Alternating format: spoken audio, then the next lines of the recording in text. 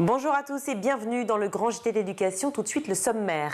Aujourd'hui en France, un enfant est agressé sexuellement toutes les 3 minutes. Une statistique évidemment glaçante qui a donné lieu à une campagne du gouvernement lancée le 12 septembre dernier. Alors où en est-on de la lutte contre les violences sexuelles sur mineurs? On en parle avec nos invités.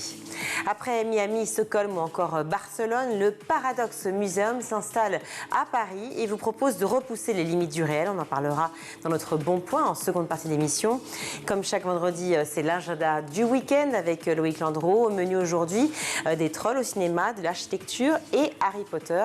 Mais tout de suite, on retrouve Brandon Warrett pour faire le point sur l'actualité de l'éducation. Bonsoir Brandon. Bonsoir Virginie. On commence ce journal par cette attaque au couteau qui a lieu ce matin vers 11h au sein du lycée Gambetta Carnot dans le Pas-de-Calais. Une attaque qui survient 3 ans après la mort de Samuel Paty. Le monde enseignant est une nouvelle fois confronté à l'horreur et le bilan de cette attaque terroriste est extrêmement lourd. À l'heure où nous parlons, une personne est décédée. Il s'agit d'un enseignant de lettres.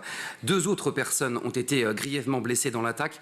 Un professeur se trouve en urgence relative et un personnel de cantine en urgence absolue. Immédiatement après l'attaque, les lycéens et le personnel de l'établissement ont tous été confinés. Une cellule médico-psychologique a été ouverte, de même qu'une cellule de crise au sein de la mairie d'Arras. L'assaillant a été arrêté par la police 4 minutes après l'attaque. Il s'agit d'un ancien élève du lycée Gambetta Carnot, âgé de 20 ans et d'origine tchétchène. Il était fiché S depuis le 2 octobre. Selon des sources policières, il aurait crié Allahu Akbar.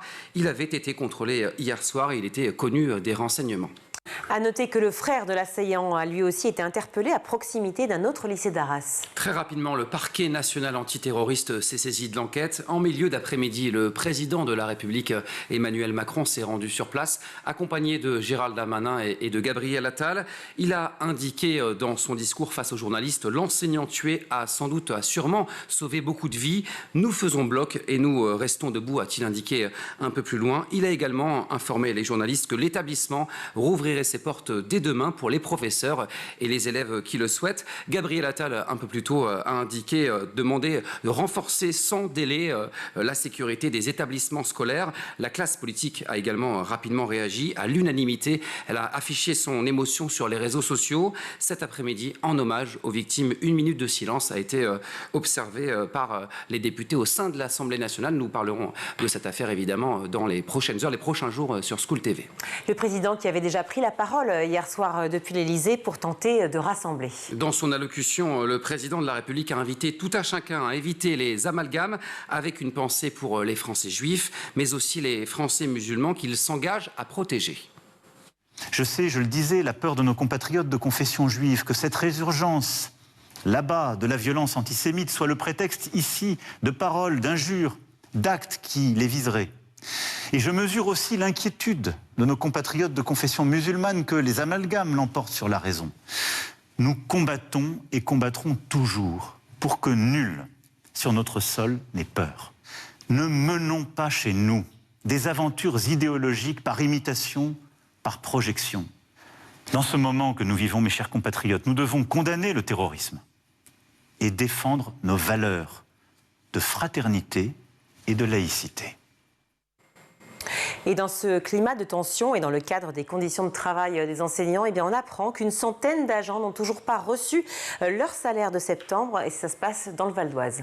Ils sont enseignants, AESH, assistants d'éducation, contractuels, stagiaires et ils attendent d'être payés ou bien ils l'ont été mais avec un salaire incomplet. Sauf que souvent ces agents sont déjà les moins bien payés au sein de l'éducation nationale et l'inflation actuelle les met dans des situations précaires. Selon l'inspection académique, cette situation est liée à une hausse de l'activité du service en charge de la paye, notamment parce que les salaires de centaines d'AESH n'est plus géré par les établissements en question, mais par la direction académique. À cela s'ajoute la CDIsation de contractuels nouvellement embauchés, ce qui porte à plus de 1000 le nombre de nouveaux dossiers à traiter.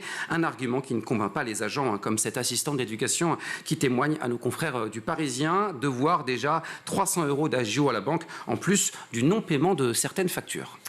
Et on va terminer ce journal de façon plus légère avec le journal de Mickey qui a remis hier son Grand Prix des lecteurs. Vos enfants sont sûrement fans et vous l'étiez peut-être aussi, et peut-être même que vous l'êtes encore aujourd'hui. La revue de la souris la plus célèbre au monde a donné l'occasion à des critiques un peu spéciaux de juger les œuvres de grands auteurs contemporains. C'est un reportage d'Audrey Legré. Regardez. Ce mercredi s'est réuni un jury pas comme les autres. 16 enfants ont joué le rôle de critiques littéraires pour élire le Grand Prix du lecteur du journal de Mickey qui fête ses 20 ans. Pour Edith Rebion, rédactrice en chef du journal de Mickey, ce Grand Prix a une grande particularité. C'est qu'il est décerné par des enfants de 9 à 13 ans. On a 2 jurys, un jury roman et un jury BD, chacun constitué de 8 enfants. On leur met entre les mains une sélection de 7 romans cette année et 8 BD jeunesse. Ils lisent tout l'été, ils envoient leurs critiques au journal. Les critiques sont publiées dans le journal. C'est notre façon à nous de mettre en avant ces œuvres. Et donc on se retrouve tous ensemble et on débat. Et là on se rend compte que effectivement ces jeunes lecteurs adorent discuter, donner leur avis. Tous les ans, le journal de Mickey reçoit entre 400 et 500 candidatures. Ils n'ont pas de mal à trouver leur petit lecteur car cette journée leur met des étoiles dans les yeux. Ça c'est super intéressant, vraiment c'est magique parce qu'on peut faire plein de choses, on peut un peu découvrir, on peut faire des trucs que des autres enfants peut-être qu'ils ne feront jamais de leur vie. Quand on a appris à dessiner un peu, on a repris les bases. Ouais, je suis d'accord, on a dessiné entre amis en plus, puis en arrivant ici on se connaissait pas, alors du coup on a créé des liens et du coup on s'est amusé. J'ai beaucoup aimé quand on était en train de débattre dans la pièce, parce qu'on avait chacun notre point de vue, c'était bien. Un paradis pour ces jeunes lecteurs qui laisseront leur place avec un petit pincement au cœur à des amoureux de la lecture pour le Grand Prix 2024. Franchement, merci le journal de Mickey parce que sinon on n'aurait pas pu faire ça. C'était incroyable. Merci beaucoup Brandon pour ces informations. Toutes les 3 minutes, un enfant est agressé sexuellement en France. Ils sont donc plus de 160 000 à subir ces violences chaque année. Le 12 septembre dernier, le gouvernement a lancé une campagne avec pour but de faire prendre conscience de l'ampleur des violences sexuelles faites aux mineurs et apporter des solutions concrètes en matière de détection des signalements. Alors, où en est la lutte contre ces violences? Quelles avancées depuis ces dernières années? Mais aussi, quels sont les manques? On en parle dans le Grand JT. Pour en parler, je suis ravie d'accueillir sur ce plateau Isabelle Santiago. Bonjour. Bonjour. Merci beaucoup d'être avec nous. Vous êtes députée socialiste PS, autrice de la proposition de loi pour protéger les mineurs des violences intrafamiliales. Et face à vous, je suis ravie d'accueillir aussi Arnaud Gallet. Bonjour. Bonjour. Merci d'être avec nous sur ce plateau. Vous êtes cofondateur de Move Enfant et auteur de ce livre « J'étais un enfant », paru chez Flammarion, un livre extrêmement touchant, extrêmement cru aussi, émouvant. Terrible, un vrai cri qui m'a vraiment particulièrement touchée et dont on va parler au cours de cette émission. Certains pensent encore que les violences sexuelles faites aux enfants touchent peu de gens. Beaucoup de gens me disent non mais c'est loin de moi. Alors j'aimerais qu'on rappelle encore une fois ce chiffre. Toutes les 3 minutes, en France, un enfant est agressé sexuellement. Un enfant décède tous les 5 jours de violences familiales. Est-il encore normal que le gouvernement ressente le besoin de communiquer sur le sujet, Madame la députée? Vous vous doutez que ma réponse, ça va être non. Je crois qu'on a fait le tour de beaucoup de recherches, beaucoup d'études. Les chiffres sont connus, que ce soit la mise en place de la Civis qui a pu donner beaucoup d'informations et des rapports de mi-mandat de leurs travaux, mais pas que. Ça fait, on a eu des rapports de l'IGAS, on a eu tellement d'auditions au fil des années. Et je dirais que depuis 2014, depuis la loi qui se travaillait de Laurence Rossignol, qui a été une première étape après la loi de 2007 sur les enfants, au niveau protection des enfants, il y a beaucoup de choses qui sont connues et qui se font. Donc moi, j'aimerais qu'on arrête surtout la communication et qu'on fasse un plan global pour les enfants, parce qu'en effet, c'est qu'un plan global qui peut assurer une meilleure protection. C'est ce que j'essaye de faire sur un des sujets dans le texte de loi, mais un texte de loi ne répond pas à une politique globale, il faut être humble. Il corrige certaines choses et encore, j'espère qu'on pourra corriger le mieux possible. Quand vous dites arrêter la communication, qu'on s'entende bien, c'est que oui, évidemment, communiquer auprès du grand public pour pouvoir sensibiliser encore ceux qui ne le sont pas, ce qui paraît fou, mais vous voulez dire il faut qu'on avance surtout dans le texte de loi. Oui, c'est-à-dire que quand je... Dans le législatif. Pas que ce texte de loi. Quand je dis qu'il faut une politique globale, c'est qu'évidemment, il y a ce que l'on peut faire au moment où il y a des faits, mais il y a ce qu'on peut faire dans l'éducation à la parentalité, il y a ce qu'on peut faire... Quand je dis plan global, c'est qu'en fait, il ne suffit pas de corriger un acte, évidemment, criminel pour lequel il faut une sanction, mais par contre, il faut bien évidemment qu'on soit en capacité d'avoir une vision globale de comment, en France, on accompagne les enfants, la parentalité, et je crois que c'est aussi cela qui aiderait à ce qu'il y ait moins d'enfants qui soient agressés.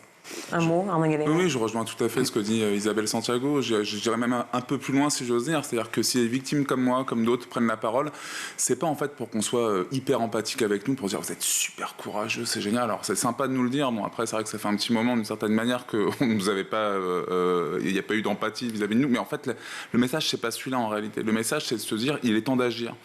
Parce que la communication qui vise à dire à des personnes comme Emmanuel Béard et d'autres, etc., qui ont pris la parole, Camille Kouchner, etc., c'est super courageux. Je ne suis pas sûr que ce soit le message en fait, que les personnes passent. En fait, Emmanuel Béard, par exemple, a dit de manière très claire, ça dysfonctionne sévèrement dans notre pays au niveau de la justice, ça dysfonctionne sévèrement au niveau des moyens alloués au niveau de la prévention, etc. Alors c'est sympa.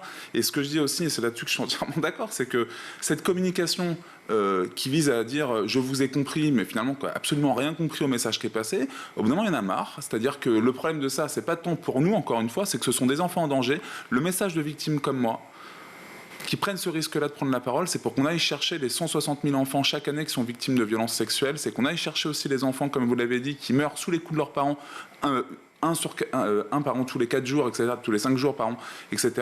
Et en fait, de dire « Ah, c'est terrible ce que vous avez vécu », à la limite, moi, je suis un survivant, bon, ok, c'est terrible, etc. Moi, je pense surtout aux enfants qui, aujourd'hui même, vous l'avez dit, toutes les 3 minutes, enfin, c'est bon, quoi. Je veux dire qu'on y aille, qu'on mette les moyens. Et moi, j'en ai marre de cette vision hyper empathique qui vise à nous taper sur la pas. Ah, super courageux, ça va, vous allez bien. C'est des magots, en fait. Je pense que... Parlons clairement. Moi, d'une manière très claire, oui, c'est des magots, parce que derrière, en fait, c'est des gens qui sont au pouvoir. Pardon, je suis désolé, mais clairement, je suis désolé, on a des gouvernants, pourquoi pour nous taper sur l'épaule ou nous dire, bah, c'est bien, vous êtes courageux, ou on a des gouvernants parce qu'on se dit, on est citoyennes, citoyens, et on souhaite au bout d'un moment de vraies politiques publiques. Ils sont là pour ça, en réalité. C'est-à-dire qu'à un moment donné, enfin, voyez, on prend un exemple.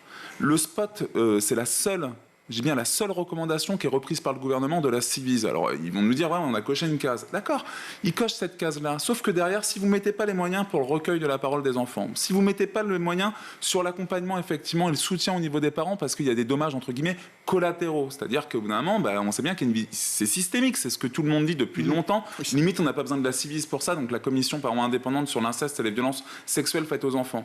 Et on se dit, il a remis en question, et on va en parler juste après. Bien sûr, et on se dit que ce spot, à quoi il sert ?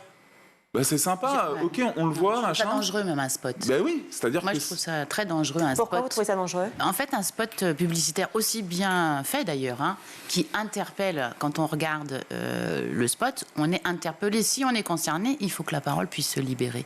Vous voulez bien qu'on le regarde ce spot ? Oui. Et qu'on en parle après ? Oui. Il m'a dit, c'est nos 3 petits secrets, rien qu'à nous 2. Il est venu dans ma chambre. Il m'a dit qu'on pouvait faire des trucs de grands tous les 2. Ce soir, c'est lui qui vient me garder. Mais j'ai pas très envie. Mais je peux pas le dire. C'est un secret. Toutes les 3 minutes, un enfant est victime d'inceste, de viol ou d'agression sexuelle. Au moindre doute, appelez le 119. Au moindre doute ? Appelez le 119. Donc, ok, on appelle le 119. Évidemment, il se passe quoi derrière ? En fait, aujourd'hui, dans nos territoires, ils sont aussi divers. La France, elle est riche de ses territoires ultramarins. C'est les villes, les campagnes. Et en fait, il se passe quoi ? Comment est prise la parole de l'enfant ? Elle est recueillie de quelle manière ? Et il se passe quoi derrière sur le plan de la justice ? En fait, quand vous libérez la parole, c'est pour ça que je parle d'un plan global. Parce qu'en fait, il faut qu'on ait identifié tout ce qui va se passer derrière la prise de conscience et un enfant qui pourrait téléphoner ou une famille qui se sent concernée et qui se dit « je vais passer le pas et téléphoner ». Et le 119, pour moi, si ce n'est pas accompagné de tout un plan global avec, in fine, des actes, c'est-à-dire sur le terrain, on sait ce qu'on fait, où on va, où on peut aller et comment l'enfant est accompagné, eh bien, je pense que c'est un drame pour tous ceux qui ont libéré cette parole et qui, en tant que victimes, ne se sentent pas accompagnés. Et ça me paraît être quelque chose qui ne va pas avec ce spot qui, lui, est réussi. Mais derrière, il faut tout le reste. On va parler ensemble des grands axes, évidemment, de ce plan, et j'aimerais votre avis sur chaque point. J'aimerais qu'on revienne quand même, pour ceux qui ne savent pas encore ce que ça veut dire des violences sexuelles faites aux enfants, des violences tout court d'ailleurs, faites aux enfants, savoir ce que c'est réellement que la difficulté de parler, la difficulté de se confier, savoir ce qui se passe dans la tête d'un enfant à ce moment-là. Le problème majeur réside, comme le montre d'ailleurs cette campagne créée par Charlotte Cobel, la secrétaire d'État chargée de l'enfance, dans le fait que les enfants sont seuls face à la dénonciation. Très difficile de briser le silence. Arnaud Gallet, et je le redis avec ce livre, J'étais un enfant, publié chez Flammarion, violé à 8 ans, je suis devenu un activiste des droits de l'enfant. Vous avez vécu le cauchemar absolu, il n'y a pas d'autre terme, l'enfer que vous décrivez dans ce livre. Vous avez ressenti cette solitude, justement, ce désarmement face au silence. Que dire à ce moment-là ? Alors là, oui, j'ai ressenti effectivement la solitude. Après, je dirais que ce qui m'a sauvé, c'est aussi, c'est important de le dire quand même, c'est aussi les belles rencontres. C'est aussi justement pour moi l'école de la République qui m'a permis quand même d'être ce que je suis aujourd'hui. Je suis anthropologue, etc. Enfin, moi, c'est aussi ce regard positif que j'ai. Je suis d'accord avec vous, bien sûr. J'ai vécu des choses atroces, des violences terribles par mon père, des violences sexuelles. Donc j'ai été violé entre l'âge de 8 ans et 11 ans par un grand-oncle qui était prêtre missionnaire. Donc je cochais en plus les cases de la présidente de commission indépendante sur les abus sexuels dans l'Église et donc celle de la Civise aujourd'hui. J'ai été violé après par 2 cousins, pareil, qui ont reconnu les faits, une banalisation de la famille, comme 9 fois sur 10 la famille qui rejette, etc. Enfin bref. Mais la parole qui n'est pas crue, c'est là où je veux en venir. C'est la parole de l'enfant. Ah mais moi, ma parole, elle a été crue. Ah non, mais il y a un truc important quand même. Ça, on le dit bien souvent, c'est-à-dire que bien souvent, les enfants parlent. Et c'est ce que dit la Civise, d'ailleurs. C'est important. Vous voyez, je fais le lien entre mon témoignage et ce que dit la Civise. On a recueilli en 2 ans 27 000 témoignages. Sur ces 27 000 témoignages, seuls 8%, je dis bien 8%, relèvent d'un soutien social positif. C'est le fameux « je te crois, je te protège ». 8%. Le reste... Soit les enfants, la majorité d'ailleurs, sont crus mais pas protégés, parce que c'est le fameux « tu vas faire exploser la famille », ou pour les filles, très fréquent, « ah bah quand même, tu l'as peut-être cherché, on sait jamais, t'avais une mini-jupe, machin, t'avais peut-être envie, le consentement », c'est Vanessa Springora avec le consentement qui passe en ce moment. Et puis, on le voit bien, le reste, on a aussi des personnes qui ont été, des enfants qui ont été ni crus, ni protégés. Il y en a, mais c'est pas la majorité. Et là, on sait très bien, c'est des cas notamment d'enfants qui sont sujets à avoir des conduites délinquantes, etc. Je vais vous raconter un seul exemple. J'étais à Cayenne récemment, donc en Guyane, un peu plus bas d'ailleurs que Cayenne. J'étais à Cacao exactement. J'ai visité un centre éducatif renforcé, donc pour des jeunes sous main de justice. J'ai vu un gamin qui m'a accueilli, etc. Il a su pourquoi j'étais là. Il a su que j'avais été victime de violence. Et il dit, ce qu'il n'avait jamais dit avant, pourquoi tu parles de mon histoire ? Parce que, tout simplement, c'est un gamin qui était victime d'inceste, qu'il ne l'avait jamais dit, et il y a un processus d'identification. Et ce gamin-là, il avait tout fait exploser, il venait de Martinique, machin, enfin ce qu'on veut, et là, il a eu ce truc-là, et sûrement qu'il va être repris, et je le souhaite, qu'il n'y ait plus de récidive derrière. Donc les enfants parlent, il faut qu'on arrête de se dire, évidemment, et c'est ça qui est terrible, c'est que ce petit secret dont on parle, moi je tiens à le dire, ce que démontrent quand même beaucoup d'études, c'est que les enfants ont parlé, et bien souvent on leur a dit de se taire, parce qu'on leur a dit soit ils racontent des histoires, soit on leur a dit, évidemment, écoute, tu vas faire exploser la famille, et c'est bon, c'est rien, bon, parce que là aussi, il y a des associations comme Face à l'inceste et d'autres qui sortent des sondages qui disent bien qu'il y a 20% des agresseurs qui sont le frère dans le cadre de l'inceste. Oui. Bon, quel est le réflexe de la famille ? Parce que c'est terrible aussi pour une famille de se dire, évidemment, qu'est-ce qu'on fait de cet enfant-là ? Quel regard on a sur ces enfants quand ça se produit, etc. Et sur soi. Et donc ça signifie que derrière... Sur l'échec. Et c'est là qu'il y a une question de fond. C'est de se dire, vous voyez, la question de fond qui est posée par la Civise, et c'est là qu'elle est importante à mon sens, et c'est aussi le cri que je pousse dans mon bouquin, c'est de se dire, bon sang, quand en société, on n'est pas capable d'apporter un soutien social positif au niveau de ses enfants, qui doit le faire ? Mais c'est évident, on est dans un état-providence, c'est l'État qui doit le faire. Un soutien social inconditionnel, c'est ce qu'a proposé la Civise. Si on ne maintient pas la Civise, par exemple, on dit que ce soutien social inconditionnel tombe. Est-ce que c'est possible dans un état de droit, un état-providence comme l'État français ? Je dis que non. Moi, je dis qu'à un moment donné, quand c'est 9 fois sur 10, quand les chiffres sont tels qu'ils sont aujourd'hui, c'est pas un spot ni autre chose qui va nous sauver. C'est au moins symboliquement qu'il y ait cette place-là au niveau de l'État et qu'on se dise, évidemment, voilà, on a un peu un devoir d'introspection à faire, y compris au niveau de nos services, et ça va pas assez loin. Vous voyez, je vais plus loin. Vous voyez, on a parlé quand même, et à chaque fois les gens sont étonnés. Je le rappelle dans mon livre. Il y a eu quand même au niveau de l'Église, on parle de 330 000 victimes en 70 ans, 13 enfants par jour. Déclarés. Oui. Sans parler des enfants en situation de handicap, alors que l'Église est quand même à l'initiative des institutions qui accueillent des enfants en situation de handicap qui sont quand même, selon l'OMS, 4 fois plus exposés que les enfants, entre guillemets, lambda, si je peux dire ça comme ça. Et là, on se dit, mais c'est quoi l'histoire? Et à quel moment est-ce que, quand on sait pareil qu'il y a 23% de ces enfants au niveau de l'Église qui ont été victimes dans des établissements privés sous contrat, à quel moment est-ce que l'éducation nationale elle-même se remet en question? Jamais. Ils sont sous contrat avec qui? Avec le bon Dieu, ou ils sont sous contrat avec l'éducation nationale? Votre question, c'est où est l'État? Ce soutien inconditionnel dont vous parlez, j'imagine bien que Madame la députée, c'est aussi votre préoccupation quotidienne. Et je l'entends, et j'entends ce cri de colère qui est tout à fait naturel et que je ressens moi-même aussi en tant que citoyenne française. Cette parole des enfants, pourquoi elle n'est pas entendue? Pourquoi elle n'est pas écoutée? Qu'est-ce qui fait qu'à un moment, l'État, le gouvernement peut remettre en question, par exemple, le maintien de la Ciivise? Alors ça, pour la Ciivise, déjà, je voudrais réaffirmer, en tout cas, je suis sur le plateau, donc j'en profite. Oui, bah oui, avec plaisir. Que pour moi, en effet, ça doit être reconduit. Alors c'est vrai que, moi, en tant que parlementaire, je dirais... On rappelle juste, excusez-moi, c'est la commission... Vous pouvez redire, la Ciivise? La Ciivise, donc du coup, c'est ce qui est important pour moi au niveau de cette commission, au niveau de l'inceste, qui avait été créée en novembre 2020, si je ne me trompe pas. Ouais, novembre 2020. Donc en fait, quand elle a été créée, c'était pour 2 ans. Donc au moment où elle est créée pour 2 ans, elle arrive à terme. Ouais. C'est juste pour rappeler ça, parce qu'en fait, elle avait un objet et une date.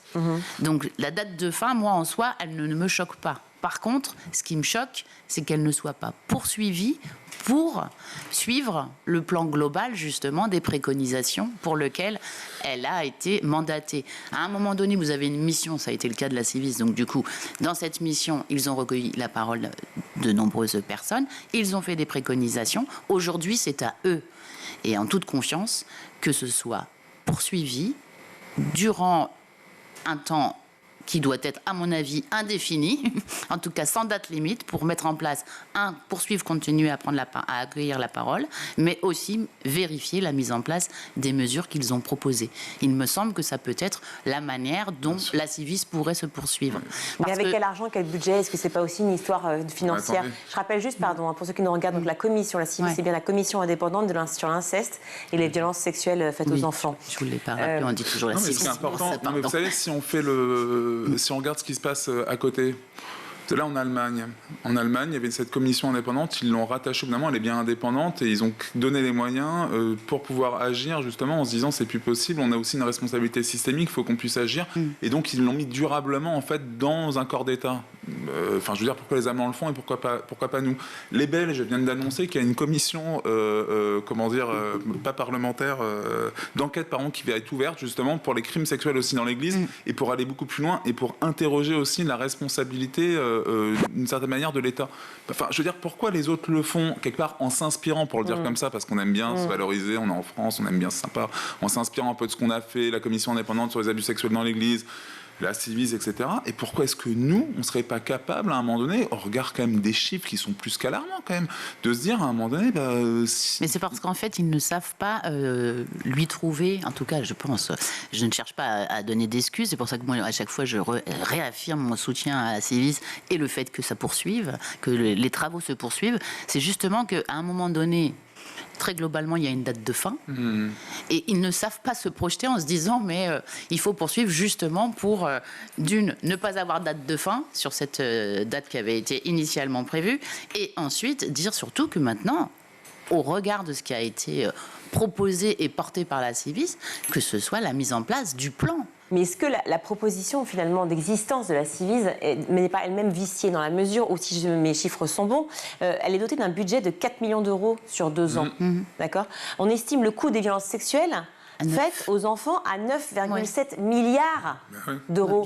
Donc c'est quoi cette dichotomie entre le 4 millions d'euros de budget et les 9,7 milliards utiles? C'est pour ça que je vous dis qu'en fait, pour moi, la bonne politique, et quand je dis une politique globale, c'est qu'en fait, oui, à un moment donné, la Ciivise a rendu un rapport, elle va rendre d'ailleurs la fin de ses travaux au mois de novembre, et du coup, il faut évidemment que la Ciivise se poursuive sous un autre modèle, c'est-à-dire toujours la Ciivise, mais sous un autre modèle qui...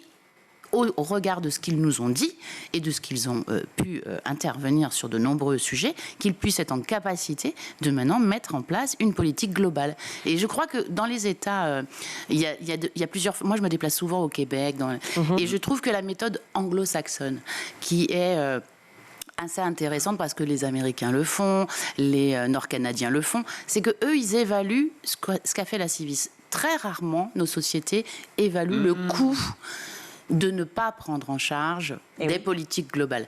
Et là, en particulier sur les enfants, c'est la première fois en France qu'on est capable de dire, par exemple, sur ce sujet-là, ça coûte 9 milliards. Alors, je vais être... Et les anglo-saxons savent dire ne pas accompagner les enfants dès le plus jeune âge, dans le repérage, dans l'accompagnement, dans le soin, dans le recueil de la parole, va coûter des milliards à notre société. Mais est-ce que c'est pas cynique, et je vais l'être moi-même, de dire que parce que tout d'un coup, on va alerter sur le coût que ça engendre, peut-être que ça, ils vont prendre conscience de la situation. C'est ça qui est terrible. Ben non, parce que pour l'instant, en tout cas, les 9 milliards avaient déjà été annoncés il y a quelques semaines, mois, et en fait, pour l'instant, la Civis, ça ne bouge pas. Enfin, on n'a pas de suite sur la Civis. Ouais, après, peut-être ça va bouger. Après, il faut bien avoir en tête que la position, d'une certaine manière, du gouvernement aujourd'hui, parce que la non-position, d'une certaine manière, c'est à l'image de 9 personnes sur 10 qui tournent la tête. En réalité, c'est-à-dire qu'on les met face à l'évidence, face au fait qu'il y ait des crimes sexuels avec des conséquences terribles. La Civis le redit, quand 9 fois sur 10, donc les personnes ne sont pas crues, on parle de 40% des personnes qui, comme moi, j'en parle dans mon livre aussi, ont des conduites addictives. On parle de personnes, une fois sur deux, qui font des tentatives de suicide, une fois sur deux, des troubles alimentaires. Et vous 40% parlez, des femmes. Vous l'expliquez très tôt, vous dites les choses. Exactement. Et vous n'êtes pas entendu. Exactement. Ne serait-ce par votre mère aussi, par vos sœurs, par tout le monde. Oui. Alors, ce qui est, enfin bref, et donc on se dit face à cette évidence-là, le gouvernement attend un rapport. Ah bon, on attend un rapport. Ok, très bien. Enfin, c'est pour ça que je me dis. Au pire, ils ont relancé une application pour les violences sur les enfants. Et voyez là où c'est possible, pardon, je me permets, parce que vous venez de dire quelque chose, vous vous êtes pas rendu compte, moi ça m'a forcément... Pardon. Non, mais vous allez comprendre pourquoi. Vous avez dit par exemple mes sœurs. Mes sœurs, dans ce livre, j'en parle, mes sœurs pour moi sont victimes de ce que j'ai pu vivre aussi, etc. Même si elles n'ont pas bien réagi, je leur ai toujours dit qu'elles étaient victimes. C'est un système. Mes sœurs, au moment de la sortie du livre, je vais vous raconter, parce que c'est une anecdote importante, et vous dire que pour moi c'est de l'espoir tout ça, vous voyez. Ma grande sœur est venue le jour de la dédicace du livre, le jour où il y avait le lancement du livre. Je l'ai serré dans mes bras. Voilà. Je lui ai dit, je t'avais toujours dit que tu étais victime. Elle avait beau pleurer ou quoi que ce soit, me dire qu'elle avait compris, machin. Je lui ai dit, mais attends, t'as pas à t'en vouloir. Je veux dire qu'il faut qu'on soit aussi dans une société de l'apaisement, de la réconciliation, etc. Se dire au bout d'un moment qu'on n'est pas capable de se mettre autour de la table dans ce pays, qui est une démocratie, sur des sujets qui sont majeurs, y compris, enfin, je veux dire, moi je suis victime, je suis pas revanchard. Je pense que dans mon livre, d'ailleurs, c'est pas ce qui apparaît. J'interroge, je dis, il y a des solutions qui existent. Il faut qu'on arrête de nous dire, oh là là, ça nous échappe. Il faut qu'on sorte du huis clos familial. Il faut qu'on se dise que c'est un sujet collectif. Quand la famille dysfonctionne, qui est là ?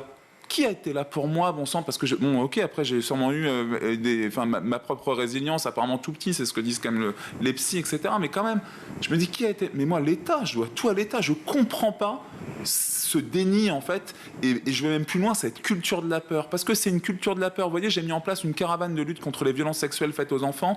J'étais dans cette ville, j'étais donc à Cayenne il n'y a pas très longtemps, ce qui revient de manière saillante. Et tous les professionnels de protection de l'enfance, la police, du droit, etc. Tout le monde vous le dit, évidemment, c'est la culture de la peur. Les gens, quand ils dénoncent dans ce pays, ils ont peur. Peur parce que soit ça ne va pas être suivi, soit parce qu'il va y avoir des effets, etc. Même les professionnels ont peur. Comment voulez-vous qu'un enfant n'ait pas peur ? Je veux dire, tout le monde a peur, forcément, à un moment donné.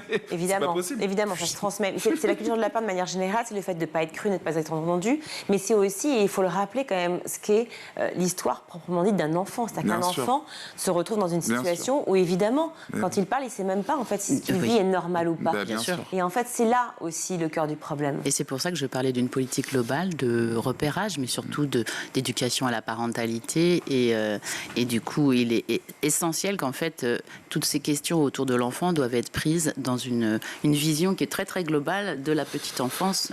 On n'a plus que 1 minute 30, je suis désolée. Donc les axes de ce plan, vous allez les regarder chez vous et vous allez vous intéresser au problème parce qu'il est urgent de s'y intéresser. Mais juste un point précis, c'est la formation, parce que c'est quand même un point essentiel de ce plan. Est-ce que former les professionnels de santé et l'éducation, très bien, ça on est tous d'accord sur le plan, mais avec quels moyens encore une fois ? Oui, en tout cas, ils ne sont pas retranscrits là dans le PLFSS, très concrètement, ni dans le PLF d'ailleurs, mais le PLFSS. Donc du coup, moi je dépose quelques amendements comme des choses très basiques basiques et pourtant qui ne sont toujours pas faites et qui sont essentielles. On va prendre un seul exemple, l'exemple qui concerne les enfants victimes présents au moment d'un féminicide souvent de leur mère, bien évidemment.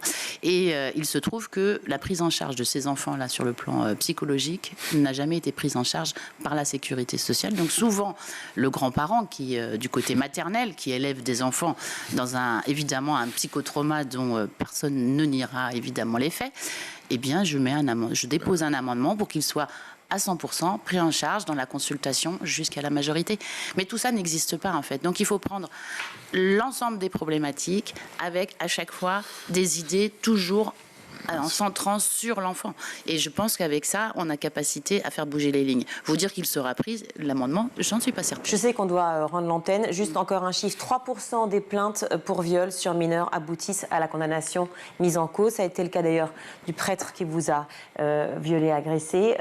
Il n'a jamais été inquiété ? Ah non, jamais, jamais. Il est mort comme ça. Et puis, je vais même plus loin. Il y a une question de non-dénonciation dans mon histoire, c'est-à-dire que les personnes qui ont couvert ces crimes sont toujours aujourd'hui aux manettes dans la congrégation Don Bosco, parce que je la nomme directement.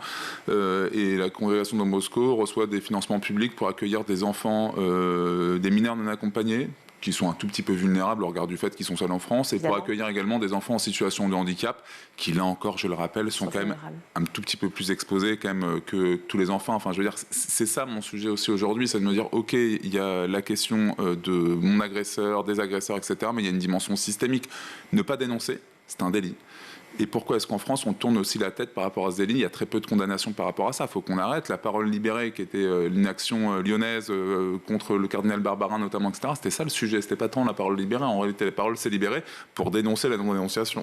C'est important. Et ça, on n'a toujours pas compris. Pour dénoncer la non-prise en compte, surtout les dossiers qui, effectivement, je vous rappelle, 3% des plaintes pour viol, donc sur mineurs, aboutissent à la condamnation. Donc dire que 97% ne sont pas prises en compte, sont classées.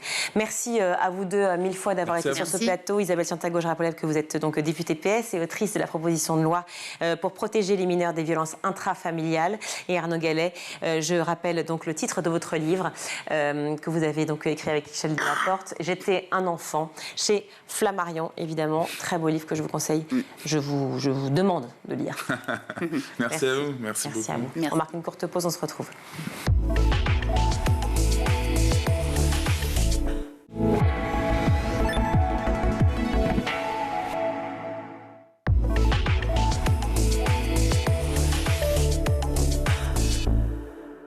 De retour dans le grand JT de l'éducation. Alors, illusion d'optique, défi de la réalité ou encore retournement de l'esprit, tout un programme. Eh bien, nous allons parler d'un lieu qui repousse les limites du réel. Après Miami, Stockholm, Oslo, Barcelone, le Paradox Museum a ouvert ses portes en mai dernier à Paris. Je suis ravie d'accueillir Julien Tessandier pour en parler. Bonjour. Bonjour. Vous êtes directeur général du Paradox Museum. Alors là, tout est dans le mot, hein. Paradox Museum, on imagine tout. Qu'est-ce qu'un paradoxe? Qu'est-ce que ça veut dire? Qu'est-ce que je vais y trouver? Je parlais d'illusion d'optique, défi de la réalité, retournement de l'esprit. Mais qu'est-ce qui se passe là-bas? C'est-à-dire tout ce en quoi je crois depuis toujours, en fait, va être complètement démonté? C'est ça, on va vouloir vous amener à revoir vos certitudes. C'est un parcours de 90 expériences qui dure à peu près 1h30. On est sur 1700 mètres carrés, on est à côté de l'Opéra. Et le parcours est conçu, c'est un parcours à sens unique, donc on se laisse emporter un peu comme dans un cours d'eau. Et au fur et à mesure qu'on comprend comment fonctionnent certaines illusions, comment fonctionne notre cerveau, comment des fois nos sens peuvent être trompés, on s'amuse à faire en sorte que ce que vous avez compris précédemment soit un peu chamboulé ensuite, parce que le but c'est de perturber vos sens et de vous amener à vous questionner sur tout ce que vous observez. Avec des réponses quand même, rassurez-moi. Avec des réponses, bien sûr. On va regarder les images déjà pour avoir une idée.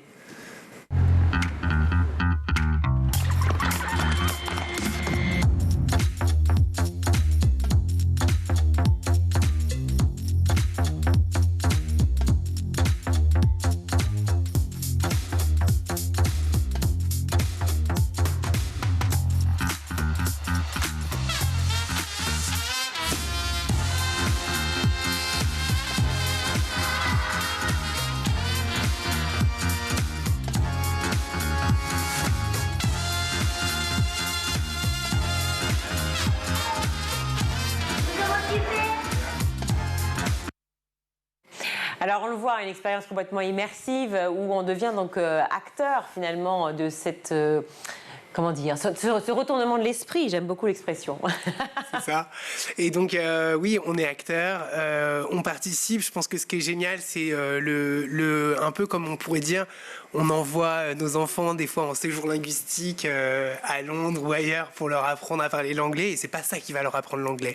Et quand on va au Paradox Museum, on va vivre des choses qui vont éveiller notre curiosité et on va se dire, ah ok, bah ça, si un jour je veux réussir à comprendre mieux, à mieux l'expliquer, va falloir que je m'intéresse un peu à mes cours de physique, de mathématiques. Il y a presque un peu une notion aussi de pas se satisfaire de la première couche d'information qu'on a, et presque un intérêt aussi à juste apprendre à lire l'information et à aller chercher un peu plus loin des fois, à checker les sources entre guillemets. Dans un monde de fake news, effectivement, c'est tout à fait intéressant. Loïc, vous vouliez... Oui, parce qu'on entend beaucoup parler de neurosciences. En ce moment, il y a même des cogniclasses qui sont mises en place un petit peu partout, hein, donc on essaye de comprendre le fonctionnement du cerveau. De quelle manière des scientifiques ont travaillé, ou des spécialistes en neurosciences ont travaillé sur tous ces ateliers-là pour venir déclencher quelque chose dans notre cerveau? Ça m'intéresse de savoir comment ça a été pensé. Ce qui a été pensé, c'est donc la visite, je vous ai dit, c'est plusieurs expériences qui sont consécutives avec des grandes thématiques. L'objectif, c'est qu'à chaque fois, on ait des points qui permettent de découvrir un grand phénomène et ensuite des points de rappel où soit on va le retravailler vu sous un angle différent, ou soit on va y revenir avec quelque chose qu'on serait censé avoir compris. Et donc, est-ce que c'est visuel, auditif? C'est tout à la fois, c'est immersif. Il y a des expériences qui sont visuelles, il y a des expériences qui sont auditives, il y a des expériences qui sont sensorielles, où on va avoir des sensations de perte de repères, de perte d'équilibre. Et à chaque installation, vous avez une petite pancarte explicative et vous avez un QR code aussi qui peut être scanné pour les personnes qui cherchent à en comprendre encore plus. Ça permet d'indiquer des schémas, d'avoir des petites vidéos. C'est ce qui vous différencie finalement du musée de la magie, si je puis dire. En fait, on n'est pas là pour faire des tours de magie, on est vraiment là pour expliquer justement des paradoxes, des fake news, une information tronquée, une visibilité différente, enfin une vision différente. Je pense qu'on est là pour passer un bon moment avant tout, et que à travers les expériences qu'on vit, on en vient à se poser des questions, et parce qu'on a vécu quelque chose de surprenant, on se dit mais en fait là je souhaite comprendre, et on vous offre l'explication. Mais c'est là, vous avez tout à fait raison, c'est que dans ce parcours-là, l'enfant comprend que la réalité qu'il voit n'est pas forcément la réalité qui est. Je trouve que philosophiquement, c'est très intéressant d'avoir nos enfants vraiment très jeunes, de leur expliquer qu'en fait, on peut avoir différentes couches de compréhension sur ce qu'on voit et sur ce qu'on vit. C'est un petit peu ça que vous proposez. Je pense que c'est tout à fait ça, et vraiment sur le côté très jeune, comme vous disiez. Donc si vous venez avec un enfant qui par exemple va avoir 3 ans, il va comprendre qu'il y a quelque chose de presque paranormal selon lui, de particulier, qui répond pas à ce qu'il a l'habitude d'observer, mais il va pas vraiment aller plus loin que ça. Mais malgré tout, ce sentiment de surprise, je pense qu'il est intéressant, il est génial, et que quand on a des personnes qui viennent des groupes scolaires, où ils viennent à la primaire, mais on peut imaginer qu'on va les revoir éventuellement au collège, au lycée.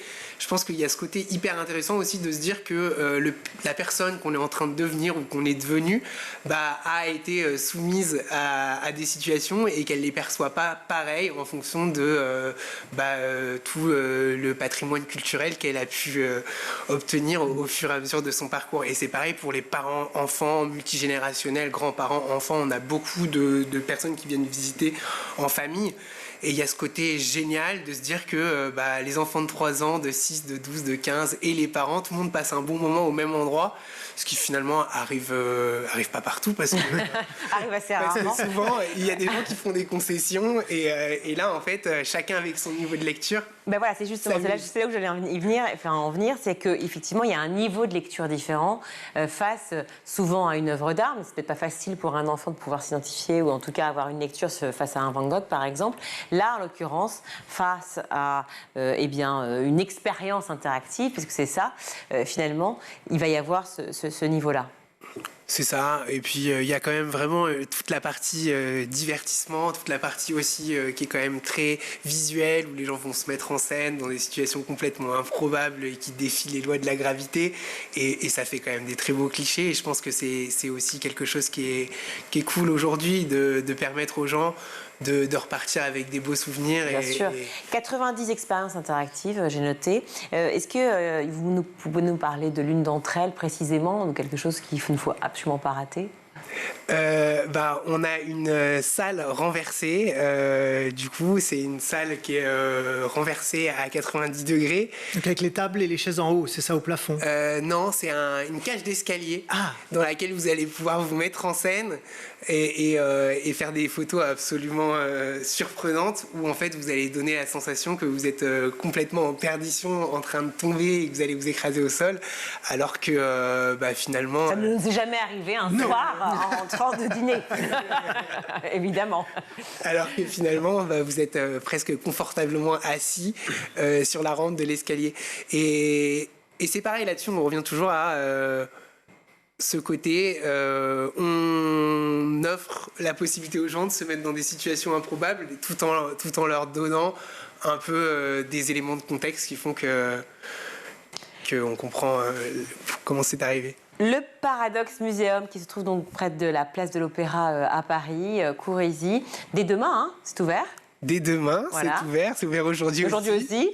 On est ouvert tous les jours.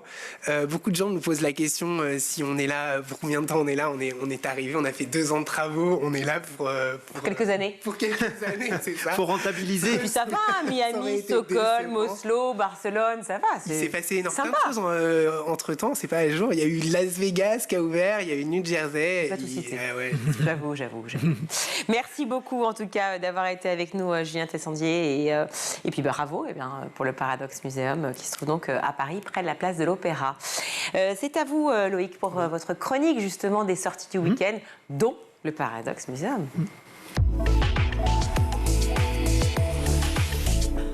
L'agenda du week-end, c'est le rendez-vous bon plan pour sortir avec vos enfants ce week-end et aussi la semaine prochaine. Oui, et jusqu'à dimanche, ce sont les Journées internationales de l'architecture. Cette année, sur le thème architecture et transition écologique. Alors, c'est une initiative du ministère de la Culture qui propose 1200 événements partout en France, avec au programme des visites de monuments et de bâtiments emblématiques, des visites également d'agences d'architecture et de chantiers, des balades urbaines, des débats, des expositions, des projections de films, des ateliers pédagogiques, et même certains établissements scolaires qui ont une architecture un peu remarquable, un peu particulière, seront ouverts pour parler justement des liens qui existent entre l'aménagement des espaces et l'éducation de nos enfants. Il y aura aussi beaucoup de rencontres autour des matériaux biosourcés, de la place de la pierre dans la cité et dans les campagnes, sur la façon dont on peut rendre l'architecture plus durable, etc., etc. Donc c'est intéressant et vertueux.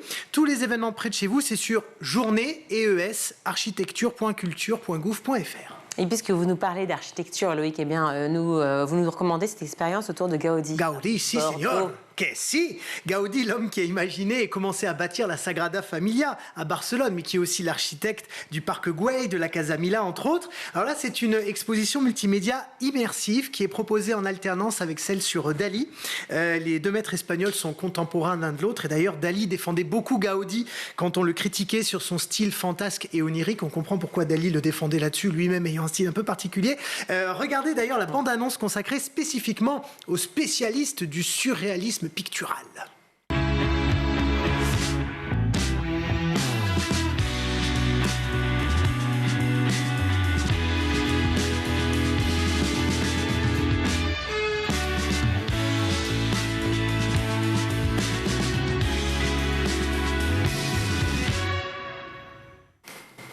Voilà, vous l'avez vu, ce sont des projections monumentales en musique. Ça marche toujours auprès des petits et des grands pour prendre un grand shot de culture dans un univers sensoriel, voilà, très immersif, un peu comme ce qu'on a vu avec Paradox là il y a quelques minutes. C'est donc jusqu'au 7 janvier au Bassin des Lumières, c'est l'ancienne base sous-marine de Bordeaux.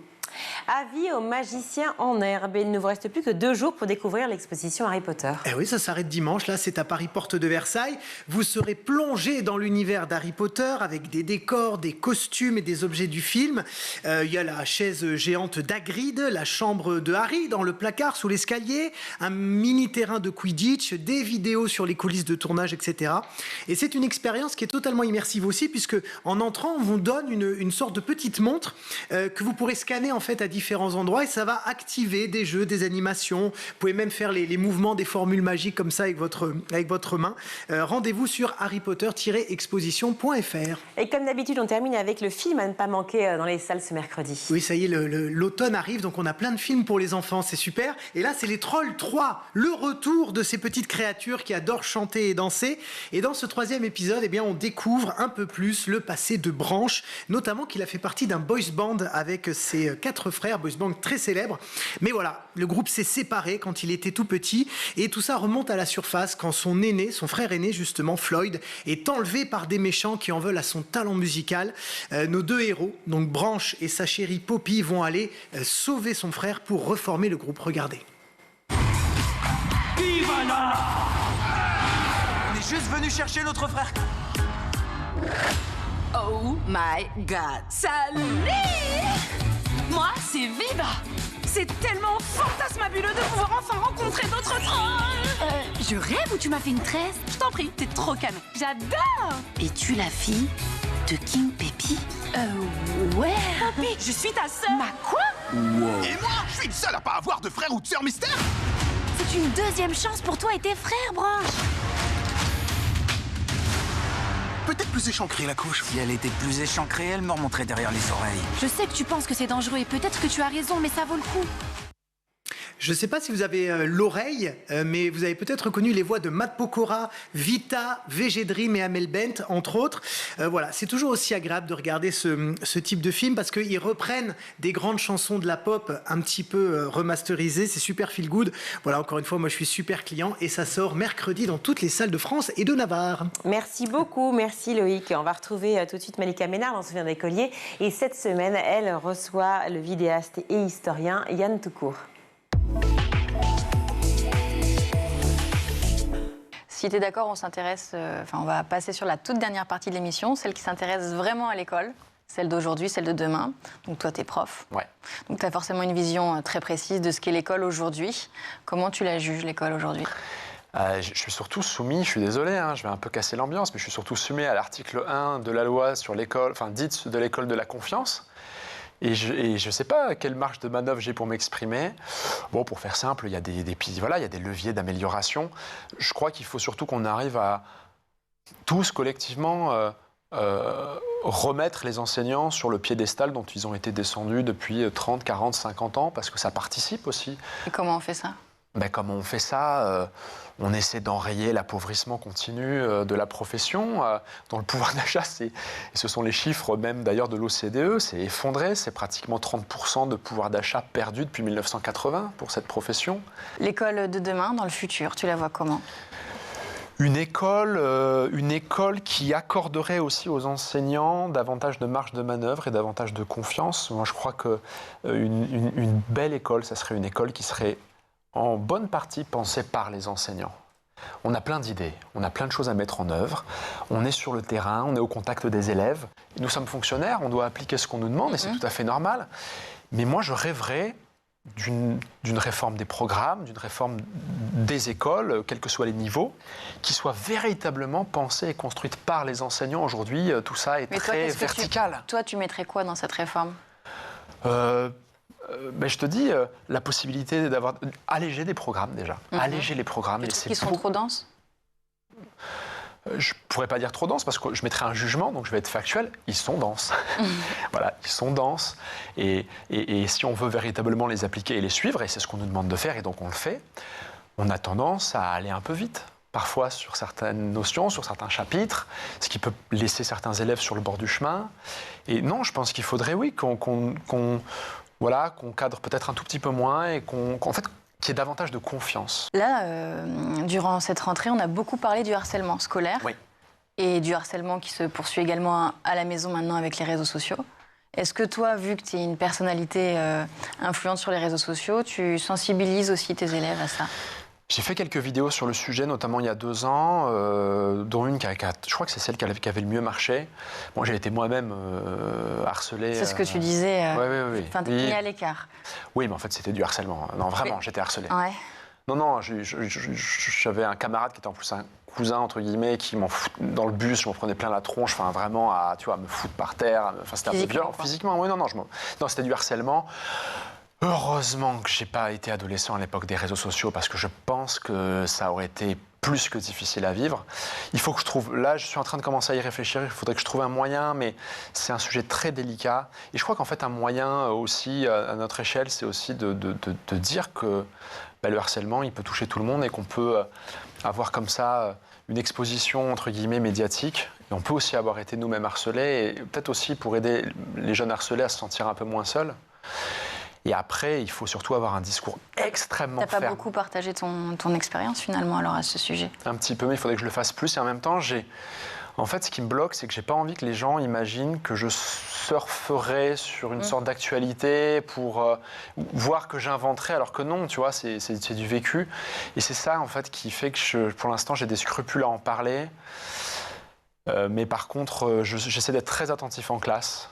Dès que je sens un bruissement, un petit rire, un petit sourire, quand un élève prend la parole, tu sais, ce côté, c'est l'intello qui... Là, tout de suite, là, je recadre immédiatement et j'arrive à nouer rapidement un lien affectif avec mes élèves. Donc, c'est un lien, en fait, de respect mutuel, tu vois, avec les élèves.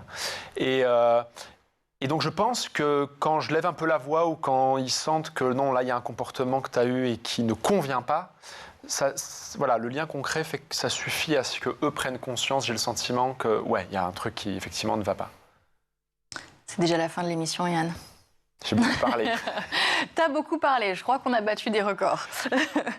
C'était très intéressant. Donc, merci beaucoup d'avoir partagé avec nous tous ces souvenirs. Et moi, je vous retrouve la semaine prochaine pour un nouveau numéro de Souvenirs d'écoliers sur School TV. Merci Malika. Et à lundi, tout de suite, c'est le meilleur de School TV avec le Zap. Je suis romancière, je vais essayer de le faire par le biais d'un livre.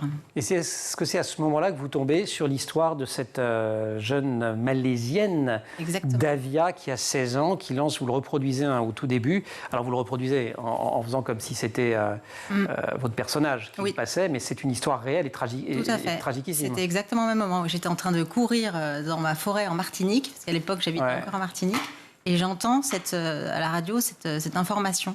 D'une jeune fille qui fait un sondage en disant est-ce que je mérite de vivre, oui ou non. La jeune fille, elle a carrément demandé est-ce que je dois me suicider. Donc c'était encore plus clair. Très important, aidez-moi à choisir mourir ou vivre. Et cette jeune fille, c'est 69% des internautes votent pour la mort de la jeune femme et elle se suicide. Histoire terrible. Et sous quel signe se place cette rentrée? Alors c'est vrai que la rentrée est un petit peu passée, Emmanuel, que la période des travaux est un petit peu passée, mais je sais que c'était aussi important car il y a quand même cette volonté assez importante chez les Boulonnais de végétaliser, de bien sûr réussir cette transition écologique, climatique concernant les écoles. Oui, tout à fait. Alors la rentrée s'est bien passée. Sans encombre. C'est déjà ça. C'est déjà ça. Bah oui. C'est déjà ça. Elle est effectivement derrière nous. Ouais.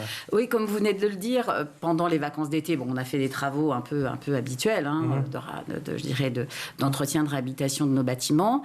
Nous avons fait des travaux dans une cour d'école cet été où effectivement, nous, ces cours-là, on va les appeler des cours vertes et bleues. On a un vaste projet sur le sujet.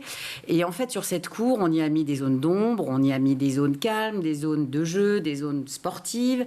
Et puis également, aussi, pour rafraîchir les enfants, on a mis des petits tuyaux sur le préau qui vont dégager des petits brumisateurs, des petits brumisateurs. Voilà. Donc ça, c'est notre école un peu test. Et puis ça marque une volonté nouvelle, effectivement, de végétaliser toutes ces écoles, de repenser tous ces espaces à Boulogne. Alors, totalement. On l'avait quand même déjà fait dans certaines de nos écoles, parce que la plupart de nos écoles ont des carrés potagers, d'ores et déjà, pour végétaliser. Il y a des arbres dans nos écoles. Mais effectivement, il y a vraiment vraiment une volonté impulsée par Monsieur le maire, Pierre-Christophe Baguet, d'aller finalement dans le sens de ce qui se passe en ce moment, le réchauffement climatique. Et d'ailleurs, je vous précise que dans chacune de nos écoles, on a une pièce, alors c'est un préau d'école ou c'est une pièce fermée. Qui est réfrigérée ? Qui va être effectivement réfrigérée pour que nos enfants puissent effectivement, à un moment donné, venir se réfugier en cas de forte chaleur. Se réfugier, c'est vraiment le terme. Sando propose un catalogue, vous l'avez dit, de près de 700 titres, c'est ça ? C'est ça, tout à fait. 700 titres pour les programmes scolaires, pour les écoles primaires, les collèges et les lycées. Quels sont les intérêts justement tout particuliers de ces bibliothèques numériques pour les enseignants et pour les élèves au-delà de cette trousse à outils? C'est effectivement votre travail depuis des années avec des éditeurs qui permettent justement cette richesse littéraire pour chacun d'entre eux? Oui, tout à fait. On va vraiment aller chercher, sélectionner avec soin les livres qui entrent dans notre catalogue.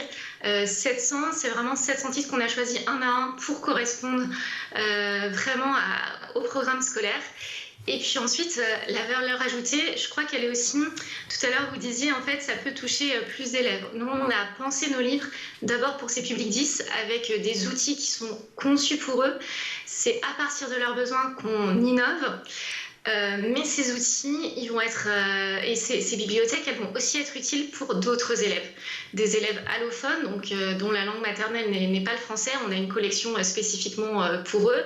Des élèves qui, en fait, n'ont pas forcément facilement accès aux livres, parce qu'ils n'ont pas forcément les moyens, ou pas de bibliothèque, pas de librairie tout près de chez eux. Et puis aussi des très bons lecteurs qui trouvent ça tout à fait pratique d'avoir une bibliothèque dans leur poche sur leur téléphone mobile. Le livre, en fait, il va pouvoir être disponible pour tous ces élèves. Et je crois que là où on atteint une symbolique qui est intéressante, c'est quand les enseignants eux-mêmes s'en saisissent. On voit des enseignants, notamment du premier degré, qui vont projeter ces livres au tableau.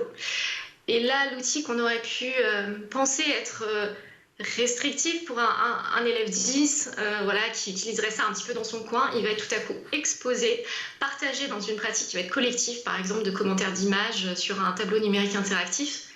Et là, je crois qu'on est vraiment dans ce qu'on peut appeler l'inclusion. Le poison est là, et le nœud du drame, c'est que Louise, elle se tait, alors même que des adultes lui tendent la main. Oui, parce que Louise, elle a tellement peur de décevoir ses parents, qui lui ont enfin offert ce téléphone après beaucoup de négociations, après ce contrat que Louise a accepté. Puis Louise, elle a beau être une jeune fille qui a vraiment la tête sur les épaules, elle a quand même un petit peu... Elle n'était pas censée s'inscrire sur un réseau social, parce que ses parents lui avaient dit le réseau social, tu es trop jeune, tu attends. Elle s'était quand même inscrite en disant il m'arrivera rien, j'ai pas mis mon nom, j'ai pas mis de photo, ce n'est pas un problème. Et en fait, du coup, elle a cette culpabilité terrible et elle se dit je préfère encore souffrir que faire souffrir mes parents. Et puis voilà, il y a cette honte parce qu'on se sent toujours coupable d'être victime en fait. Et c'est ça qui est anormal. Pour moi, la force du livre, elle est vraiment là, parce que tous les ados ou les pré-ados ont entendu parler du harcèlement, je pense aujourd'hui, ils savent que c'est mal, et ça suffit ni à arrêter les auteurs, ni à donner aux victimes le courage de dénoncer. Ouais, et ça, c'est vraiment terrible. Oui, et c'est pour ça que je voulais mettre en scène une jeune fille qui n'a rien fait de mal, entre guillemets, avec son téléphone. Vraiment quelqu'un qui l'a utilisé correctement, et parce que l'idée, c'était de montrer que ça arrive à tout le monde, et que par conséquent, la seule chose à faire quand ça arrive, si on va avoir une chance de s'en sortir, c'est de commencer par en parler. Alors, je ne dis pas que ça va tout solutionner, évidemment, dans la minute, mais en tout cas, c'est le début, en tout cas, c'est le début de la sortie du truc. La loupe d'Alix, cette fois-ci, Alix, tu nous parles d'une rencontre inédite entre des collégiens de Boulogne-Billancourt et des collégiens qui nous viennent du Groenland, c'est ça? Oui, tout à fait. C'était en mai dernier. 7 collégiens venus d'Itokotormit, un village, je ne suis même pas sûre de l'avoir bien prononcé. J'ai l'impression que un village situé près du cercle polaire arctique, se sont rendus au collège Auguste Bartholdi pour y rencontrer les élèves d'une classe de 5e. Une rencontre organisée dans le cadre du projet Greenlandia, avec pour ambition de sensibiliser les jeunes générations aux effets des dérives climatiques. C'est la 2e saison de rencontre, puisqu'en septembre 2020, des élèves groenlandais et des collégiens français basés en Bretagne s'étaient déjà rencontrés. Une expérience très enrichissante, portée par le fondateur et directeur du projet, Vincent Hilaire. L'objectif principal de ce projet, il est double. D'abord, c'est de permettre à ces jeunes de voir une autre culture, un autre environnement complètement différent. Évidemment, entre un village qui est par 70 degrés nord et qui regarde une partie de l'année la banquise et pour la première saison un village breton en périphérie de Rennes, c'est un monde complètement différent. Donc c'est de découvrir un autre environnement. Et la deuxième étape, qui est une étape de sensibilisation qui est chère à notre initiative climatique, c'est de permettre à ces jeunes en fait, d'interroger leur rapport à leur environnement, à eux, par la découverte de leur environnement des autres. C'est la fin de cette édition. Merci à vous tous de nous suivre si nombreux. Vous nous écrivez, on vous répond. Loïc vous répondra, il l'a promis. C'est promis, oui. C'est promis. Canal 217 donc sur les box Orange, canal 247 sur les Freebox, schooltv.com pour voir et revoir toutes les émissions. Aujourd'hui, à la réalisation, c'est Théo Boscar, le son c'est Thibaut Gorille-Lafont, le maquillage Laure Eudemont, Laura Girard et Emma Ferret à la rédaction. Loïc, on vous retrouve lundi. Avec un grand plaisir, oui. J'ai hâte de connaître la chronique, mais ne me dites rien s'il vous plaît. J'aime découvrir. Merci à vous tous, je vous souhaite un très bon week-end. Ciao.